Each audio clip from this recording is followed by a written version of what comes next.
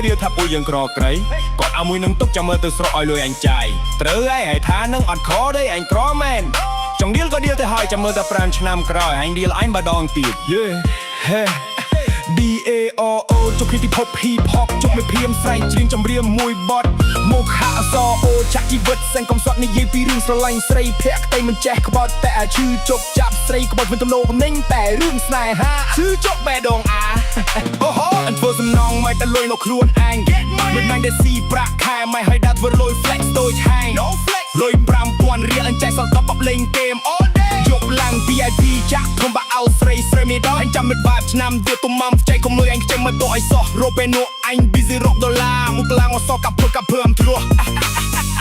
Oh my god គ្រប់ប្រោមេឌីរាល់ថ្ងៃកងចាំឲ្យបំបានអមិនមែនទេអុយដល់លួយមកចោលទាំងអ្នកចង់ឡាយហុំស៊ូកាសកំណងហត់មែនតដៃជើងនឹងស្អាតស្អំមិនមែនតែហិចកាក់ខ្លាយគុំនោះសម្រងខំព្រមសំងំសេចក្បអញទុកមនុស្សសិនចែកណាហាញ់ចិត្តជីពីអបងតែបហាងឌីលអញត្រអញដើរបុកឃ្លីដំបូសំណងចាំមក5ឆ្នាំក្រោយហាញ់ឌីលអញត្រទៀតទៅអញជីរ៉ូសលុយចិត្តទឹកសំខអស់ហាញ់បាញ់ភ្លៅរឹបឡើង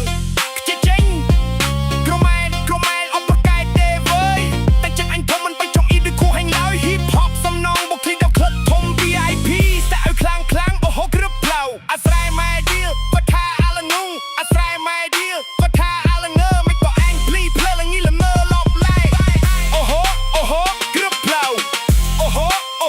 ក្រឹបផ្លូវអាស្រ័យម៉ែឌីលគាត់ថាអាឡងងអាស្រ័យម៉ែឌីលគាត់ថាអាឡងើមិនក៏អញភ្លីភ្លើលងីលងើលបឡៃរត់ចោលចំការស្រែទៅនៅទីក្រុងធ្វើការក្រុមហ៊ុនខាងផ្នែកសំណងមួយថ្ងៃ5000អីចៃមិននឹងក្រនហា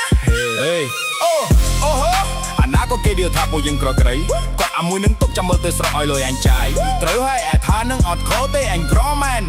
ចង់ឌីលក៏ឌីលទៅហើយចាំមើលតែ5ឆ្នាំក្រោយហាញ់ឌីលអញម្ដងទៀតយេ